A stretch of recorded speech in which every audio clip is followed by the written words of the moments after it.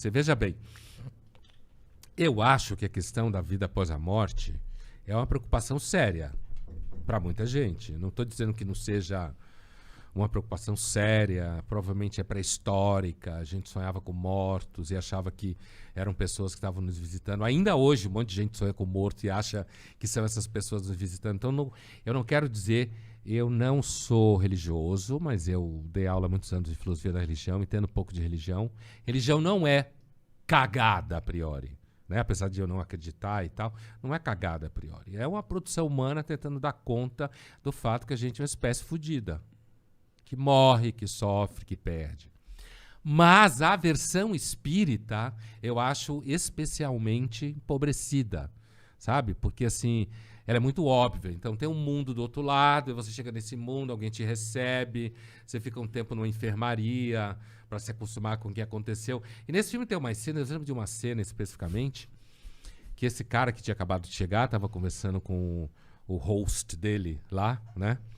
E aí passam uns caras vestidos de preto, chapéu, malinha, que quem reconhece sabe que eram judeus, né?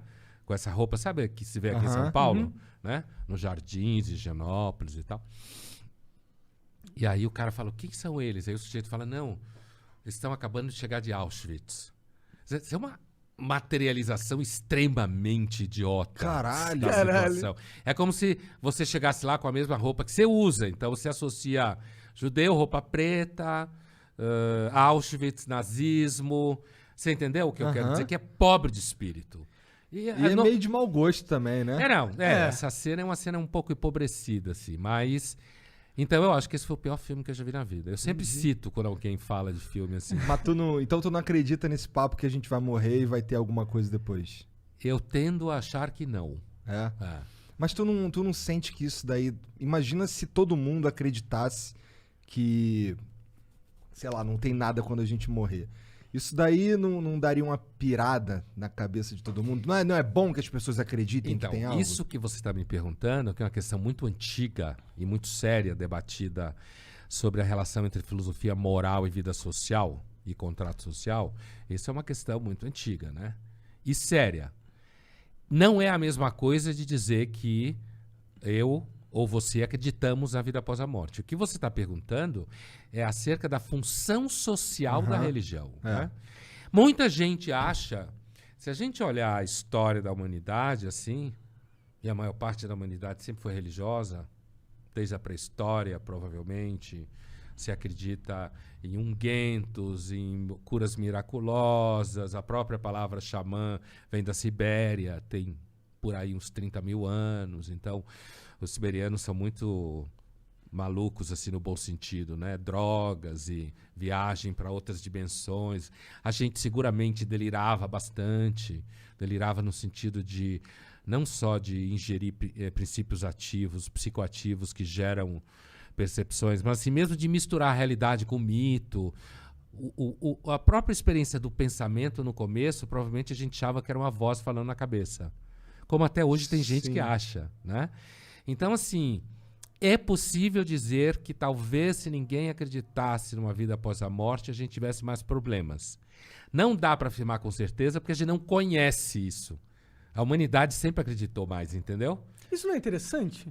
Eu acho muito interessante que, tipo, por mais que a gente tá chegando na era moderna e a tecnologia tá cada vez mais, tipo, explicando como as coisas funcionam, eu sinto que a religiosidade. Obrigado.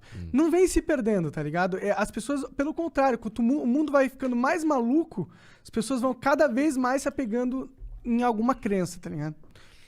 É porque a ciência não responde acerca do sentido das coisas, né?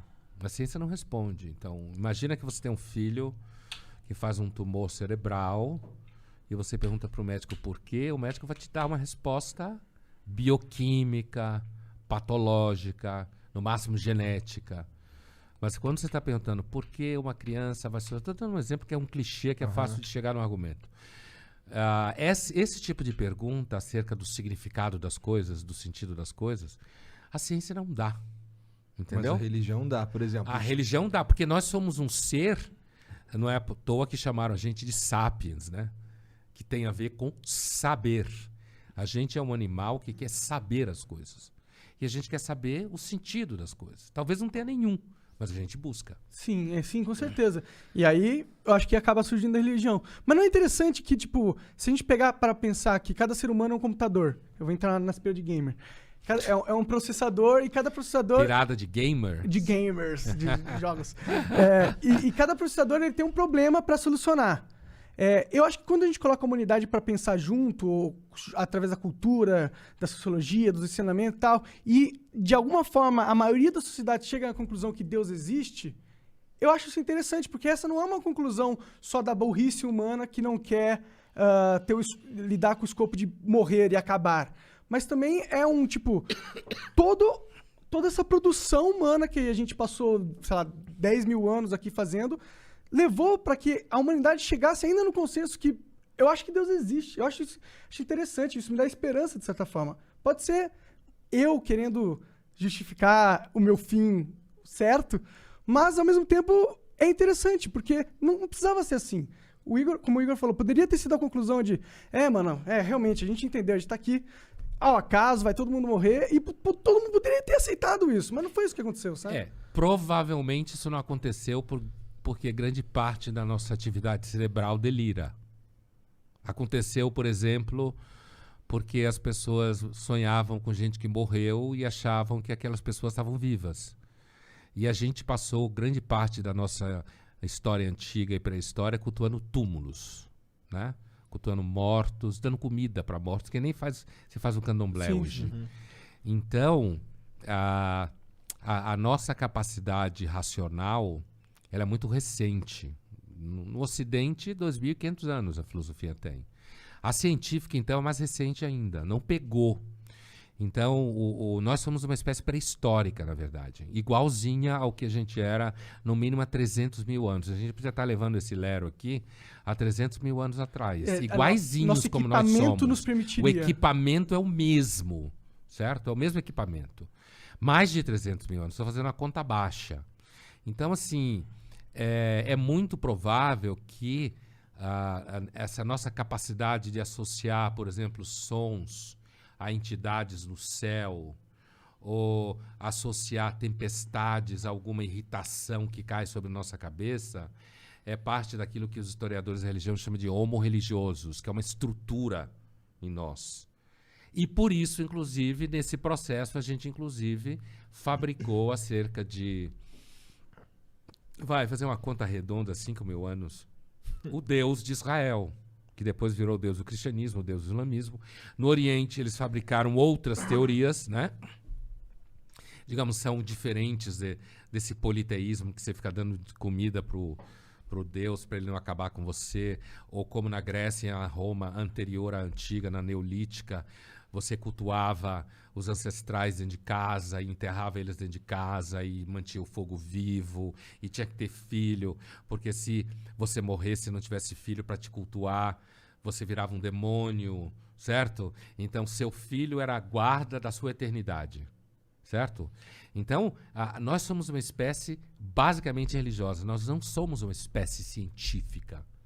A gente não tem um modo de pensar científico. Existiria uma espécie científica? Não conhecemos. Será que é possível algo assim se desenvolver? Talvez não. E talvez se a gente fosse, a gente ficasse louco. Pois é. Perigoso. Entendeu? Talvez. Talvez ficasse louco. Ou a gente fosse igual o Spock, tá ligado? Mas o Spock era místico, né, meu? Você lembra que ele era místico? Eu sei que ele era bem racional, só não sei tanto. Então, a minha geração é a geração do Spock. Sim. Meu pai agora você entrou num de... terreno... que você mais... O Spock